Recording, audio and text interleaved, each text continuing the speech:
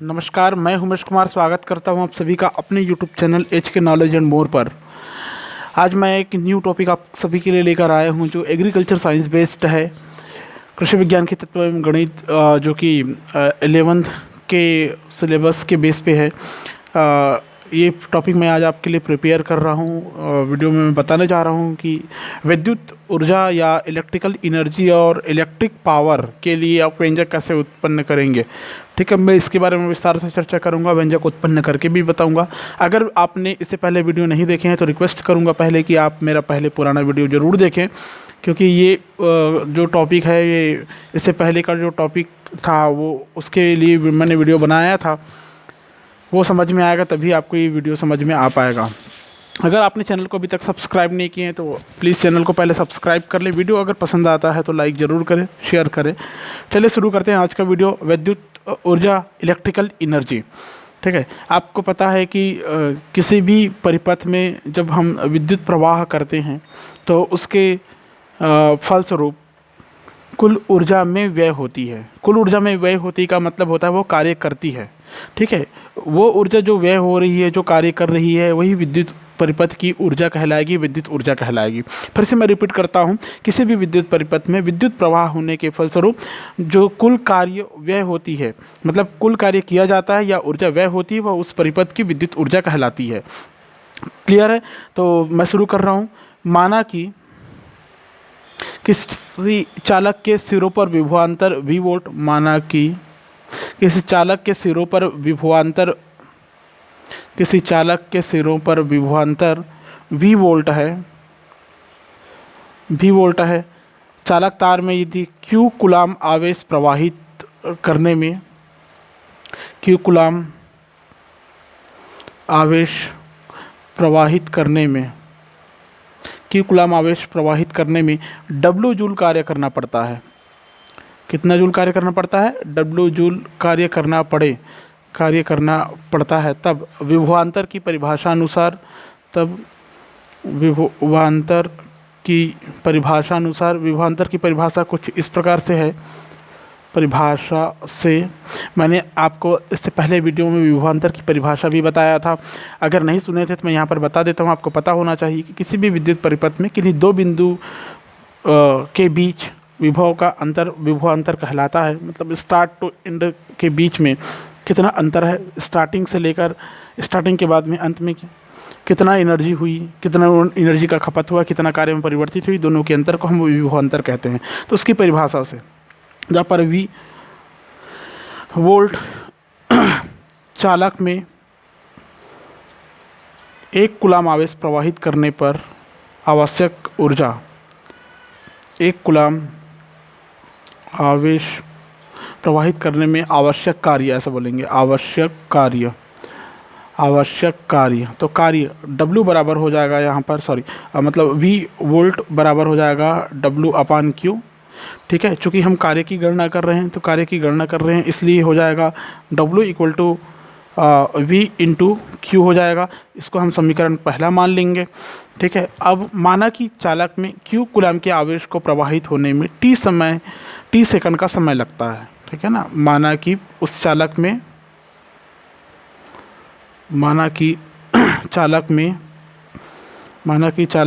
Q coulomb के आवेश को प्रवाहित होने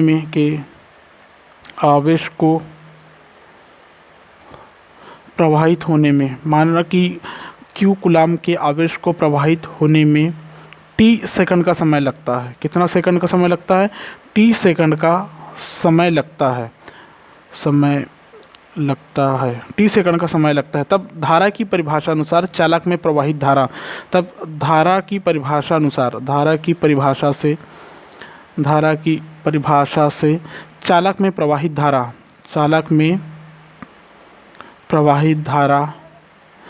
धारा हो जाएगी I = Q/T।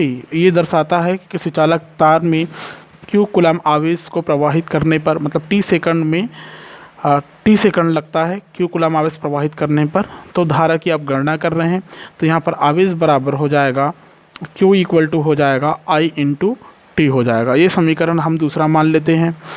ठीक है, अब देखिए Q का जो मान है इसको समीकरण 1 में रखने पर, Q का मान समीकरण 1 में रखने पर, Q का मान समीकरण 1 में रखने पर रख दीजिए। समीकरण 1 है W बराबर Q into V into Q है, तो Q का मान यहाँ पर हम रख देंगे, तो ये हो जाएगा W equal to V I into T joule हो जाएगा। इतना जूल कार्य कर रही है। ये समीकरण थर्ड मान लीजिए, हमने मान रखने के बाद जो आया वो समीकरण थर्ड हो गया। ठीक है, यदि इस समीकरण में चालक में वही हुई विद्युत ऊर्जा को व्यक्त किया जा रहा है जूल के रूप में, ये जो ऊर्जा है ये हमें बैटरी से प्राप्त होती है। कहाँ से प्राप्त होती है? बैटरी से प्राप्त होती है। तो माना कि चालक का प्रतिरोध R है, माना कि चालक का प्रतिरोध R है, तब ओम के नियमानुसार ओम के नियम से V इक्वल टू हो जाएगा I इंटू आर। मतलब चालक सिरों में जो विद्युत ऊर्जा की खपत होगी वो ओम के नियम के अनुसार कुछ इस प्रकार होगी। परिभाषा इसके लिए मैं अलग से वीडियो बनाऊंगा ओम के नियम के लिए। तो मैं आपको फिर से बता देता हूं कि किसी भी चालक में अगर उसकी भौतिक अवस्था में कोई परिवर्तन नहीं होने दिया जाए तो चालक के सिरों पर लगाया गया विभवांतर, उसमें बहने वाली धारा का अनुपात नियत रहता है। ठीक है, तो V equal to I into R. अब देखिए V equal to I into R है, तो इसका मान हम समीकरण 3 में रखेंगे। समीकरण 3 अभी आपने डिस्कवर किया, W equal to V I into T. ठीक है, तो इस मान को हम क्या करेंगे? समीकरण 3 में रखेंगे। समीकरण 3 में V का मान रखने पर, समीकरण 3 में V का मान रखने पर क्या हो जाएगा? 3 में V का मान रखेंगे तो ये हो जाएगा W equal to I R in bracket into I into T. ठीक है, इसको और सॉल्व करेंगे तो क्या हो जाएगा? I का गुणा I से, तो हो जाएगा I स्क्वायर आर टी हो जाएगा, आर टी जूल। ये जो आ रहा है ये समीकरण 4 माना गया। ठीक है, फिर पुनः ओम के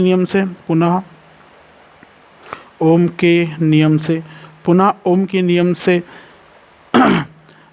धारा बराबर होता है V अपान R होता है।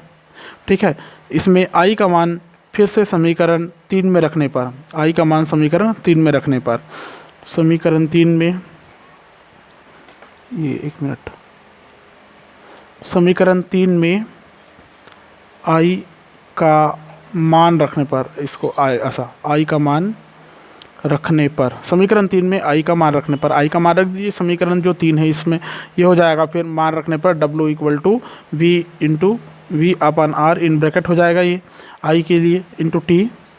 ठीक है, तो इसको सॉल्व करेंगे तो ये हो जाएगा V square T upon R joule हो जाएगा, V square T into T upon R joule हो जाएगा। ये समीकरण कहलाएगा, मान लीजिए इसको हम 5वां मान लेते हैं। ठीक है, इस प्रकार हम आगे बढ़ते हैं, इसको सॉल्व करते हैं। आगे बढ़ेंगे तो क्या मिलेगा आपको? इस प्रकार ये हो जाएगा W equal to V I T equal to हो जाएगा वी आई टी, हमने पहले निकाला था V I T, W equal to V I T. ठीक है, इक्वल टू हो जाएगा I square R T equal to V square T upon R joule हो जाएगा। ठीक है, ये जो समीकरण होगा ये 6वां समीकरण मान लीजिए इसको। ठीक है, इस यदि चालक में वे विद्युत ऊर्जा संपूर्ण ऊष्मा में परिवर्तित हो जाए, मतलब अगर हम चालक तार में विद्युत ऊर्जा की गणना कर रहे हैं तो मानते हैं हम कि ऐसा विद्युत ऊर्जा संपूर्ण ऊष्मा में परिवर्तित हो जाए तो चालक में उत्पन्न ऊष्मा H इक्वल टू डब्लू हो जाएगी। चालक में उत्पन्न ऊष्मा क्या हो जाएगी? H equal to W. तो इसमें मान रख दीजिए H equal to W, W का मान इसमें रखेंगे तो H बराबर क्या हो जाएगा? V I T, same V I T. फिर सॉल्व किए इसको तो ये हो जाएगा I स्क्वायर आर टी। ठीक है, फिर हमने सॉल्व किया तो ये आया था V square T upon R joule. ठीक है, ये जो समीकरण आ रहा है इसको आप 7वां समीकरण मान लीजिए। ठीक है, यह समीकरण चालक में उत्पन्न ऊष्मा का मान जूल में व्यक्त करता है। ये जो समीकरण है चालक में उत्पन्न ऊष्मा का मान जूल में व्यक्त करता है।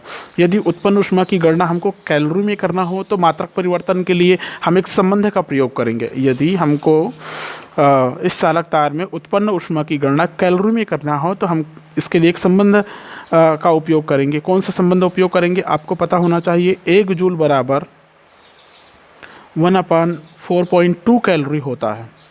1 जूल बराबर क्या होता है? 1/4.2 कैलोरी होता है। मान रख दीजिए ऊपर वाले में, ठीक है, जूल। तो ये हो जाएगा H equal to V upon ये वाला सेम वी अपान 4.2 हो जाएगा।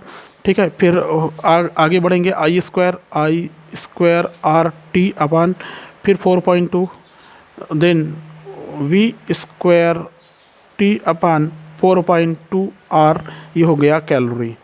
ठीक है, अब यहाँ पर आपको ये समझ में आ रहा होगा कि चालक तार में उत्पन्न ऊष्मा की गणना हमको कैलोरी में करना हो तो हम इस प्रकार से संबंध उसके लिए ज्ञात कर सकते हैं। यहाँ पर जो V होता है ये वोल्ट में, V का मान वोल्ट में, I एम्पियर में, R ओम में, प्रतिरोध ओम में, और T को सेकंड में माना गया है। ठीक है, तो ये वो समीकरण है जिसमें आप आसानी से किसी भी चालक तार में उत्पन्न ऊष्मा की गणना कर सकते हैं। क्लियर है? अब मैं बता रहा हूँ, आप ये हो गया इलेक्ट्रिकल एनर्जी के लिए व्यंजक। आप अगर आता है एग्ज़ाम में तो आप ऐसे ही सॉल्व करेंगे इसको, थ्योरी पर विशेष ध्यान रखेंगे कि थ्योरी में क्या क्या कहा जा रहा है, उसके बाद इसको सॉल्व करते जाएंगे तो इस प्रकार का व्यंजक आपको मिल जाएगा। ठीक है, अब मैं आता हूँ इलेक्ट्रिक पावर में। देखिए इलेक्ट्रिक पावर क्या होता है। इलेक्ट्रिक पावर आपको पता है कि आपके घर में कई प्रकार के उपकरण लगे हुए हैं। उन विद्युत उपकरणों में विद्युत ऊर्जा की गणना के लिए कई इकाई होती है जिसका अध्ययन हम आगे भी करेंगे। उन इकाइयों का अध्ययन हम आगे करेंगे, लेकिन हमको पता होना चाहिए कि किसी भी चालक में विद्युत ऊर्जा के व्यय होने की दर को विद्युत शक्ति कहते हैं। फिर से रिपीट कर रहा हूँ, किसी भी चालक में विद्युत ऊर्जा के व्यय होने की दर को विद्युत शक्ति कहते हैं। चालक तार है, जो परिपथ आपके घर में बना हुआ है, उसमें कितनी विद्युत ऊर्जा व्यय हो रही है वो उसकी विद्युत शक्ति कहलाएगी। यदि किसी चालक में T सेकंड में, यदि किसी चालक में T सेकंड में व्यय हुई विद्युत ऊर्जा की मात्रा W जूल हो तो विद्युत शक्ति P बराबर हो जाएगा W जूल अपान T सेकंड। क्या हो जाएगा? जब W जूल अपान T सेकंड हो जाएगा। ये वो दर्शा रहा है कि किसी चालक में T सेकंड में कितनी ऊर्जा जूल में खपत हुई, W जूल खपत हुई, तो ये इसकी विद्युत शक्ति कहलाएगी। ठीक है, तो यहाँ पर हो जाएगा W upon T equal to हो जाएगा W किस में मापे गए हैं? जूल में प्रति T सेकंड, मतलब सेकंड। ठीक है, और आपको पता है कि जूल इंटू सेकंड बराबर होता है वाट। क्या होता है? वाट। तो ये जो विद्युत शक्ति को हम लोग जो मात्रक के रूप में अब यहाँ पर डिस्कवर किए, ये होता है वाट। विद्युत शक्ति का मात्रक होता है वाट। याद रखेंगे, यदि 1 जूल प्रति सेकंड की दर से ऊर्जा व्यय हो तो शक्ति 1 वाट कहलाती है। मतलब 1 वाट बराबर हो जाएगा 1 जूल प्रति सेकंड कहलाएगी। क्या कहलाएगी? 1 जूल प्रति सेकंड कहलाएगा। कब? जब 1 जूल प्रति सेकंड की दर से ऊर्जा व्यय हो तो शक्ति 1 वाट कहलाती है। ठीक है, अलग अलग कार्यों के लिए, अनेक कार्यों के लिए जो वाट का मात्रक होता है काफ़ी छोटा मात्रक होता है। इसके स्थान पर एक बड़ा मात्रक उपयोग में लाया जाता है, उस बड़े मात्रक का नाम है किलोवाट। तो 1 किलोवाट बराबर भी पता होना चाहिए आपको। 1 किलोवाट बराबर होता है 1000 वाट होता है। क्या होता है? 1000 वाट होता है। जो इंजीनियरिंग फील्ड वाले हैं उसमें, उस जगह पर यांत्रिकी में प्रायः विद्युत शक्ति का जो मात्रक होता है वो हॉर्स पावर होता है। ये याद रखेंगे, यांत्रिकी में विद्युत शक्ति का मात्रक, किसका मात्रक? विद्युत शक्ति का मात्रक हॉर्स पावर में व्यक्त किया जाता है। 1 हॉर्स पावर बराबर होता है 550 फुट पाउंड प्रति सेकंड। ठीक है, ये पहले से डिस्कवर किया हुआ, मैं इसको डिस्कवर नहीं करके बता रहा हूँ, सिर्फ सॉल्व कर रहा हूँ आगे आपकी जानकारी के लिए। पहले से डिस्कवर है आपकी बुक में, याद रखेंगे। तो ये इसको फिर से हम आगे सॉल्व करेंगे। ये हो गया 50 फुट इंटू फुट पाउंड को हम कन्वर्ट करेंगे तो ये हो जाएगा 30.48 गुणित 453.6 गुणित 981 अर्ग प्रति सेकंड। प्रति सेकंड ऐसा लिख देंगे। ठीक है, अब इसको कैलकुलेट करते जाएंगे तो ये आ जाएगा 700, आप करके देख सकते हैं, 746 इंटू हो जाएगा 10 की घात 7 अर्घ प्रति सेकंड, अर्घ प्रति सेकंड हो जाएगा 746 गुणित 10 की घात 7 अर्घ प्रति सेकंड, और 10 की घात 7 अर्घ प्रति सेकंड, 10 की घात 7 अर्घ बराबर होता है 1 जूल, तो ये हो जाएगा 746 जूल प्रति सेकंड। और आपको पता है तो ऊपर हमने लिखा था जूल प्रति सेकंड का मतलब होता है वाट। ठीक है, मतलब ये हो जाएगा 746 वाट हो गया, मतलब 1 हॉर्स पावर का बराबर होता है 746 वाट होता है, ये आपको पता होना चाहिए। ठीक है, अब यदि चालक तार का प्रतिरोध R है, यदि चालक तार का प्रतिरोध क्या है, प्रतिरोध R, प्रवाहित धारा I, प्रवाहित धारा I, विभवांतर सिरों पर लगे हुए विभवांतर V वोल्ट हो तो व्यय ऊर्जा की गणना हम इस समीकरण से करेंगे। W इक्वल टू हो जाएगा VIT, ये पहले भी आप डिस्कवर कर चुके हैं। ठीक है, समीकरण पहला जो इसमें हमने डिस्कवर किया था, पीछे हमने डिस्कवर किया था समीकरण पहला, अगर आपको याद होगा W equal to V into Q हमने निकाला था। ठीक है, तो उस बेस पे यहाँ पर हो जाएगा। अभी अभी हमने एक और समीकरण निकाला था, यहाँ पर W वाट बराबर क्या हुआ, W/T, तो ये समीकरण यहाँ पर फर्स्ट मानेंगे क्योंकि आप इलेक्ट्रिक पावर यहाँ से डिस्कवर करने जा रहे हैं। तो समीकरण एक से देखिए वाट मतलब P बराबर W/T हो गया। क्या हो गया, P बराबर W/T, तो W का मान P बराबर में रखेंगे तो ये हो जाएगा VIT/T हो गया, T से T कैंसिल हो जाएगा, आएगा VI वाट। ठीक है, ये सब हो गया समीकरण सेकंड। ठीक है, अब आगे फिर से आप इसको सॉल्व करने जाएंगे तो ये कुछ इस प्रकार से देखिए, कुछ इस प्रकार से सॉल्व होगा। पुनः आपको पता है पहले आपने डिस्कवर कर चुके हैं W बराबर I² RT, ये सब निकाल चुके हैं आप। ठीक है, W equal to I² RT निकाल चुके हैं आप। ठीक है, और यहाँ पर फिर W बराबर आपने फिर से एक समीकरण निकाले थे, V²T/R निकाले थे। ठीक है, अतः P बराबर हो जाएगा, P मतलब वाट बराबर, P बराबर हो जाएगा V²T/RT हो गया, T से T कैंसल, तो आएगा P बराबर V²/R वाट हो गया। ठीक है, V²R वाट हो गया। इसको आप समीकरण थर्ड दे सकते हैं, थर्ड दे दीजिए इसको, थर्ड तो यहाँ पर आ गया, इसको आप फोर्थ समीकरण दे दीजिए। ठीक है, अब देखिए यहाँ पर क्या आया, P बराबर V²/R आ गया, R वाट हो गया। ठीक है, तो P बराबर V into I equal to ये सब निकाल चुके हैं आप, बस उसी को हम लोग यूज़ करते जा रहे हैं, तो ये आ गया V²/R वाट हो गया। ठीक है, ये जो समीकरण निकल रहा है आपके सामने 5th नंबर का समीकरण, इसमें देखिए ध्यान से P बराबर V²/R वाट आया। ठीक है, इससे आप किसी परिपथ में ये जान सकते हैं कि कितनी ओम का विद्युत उसमें बह रही है, ये आप जान सकते हैं, इस फार्मूला से आप निकाल सकते हैं। ठीक है, तो मैं बता देता हूँ, अगर आपको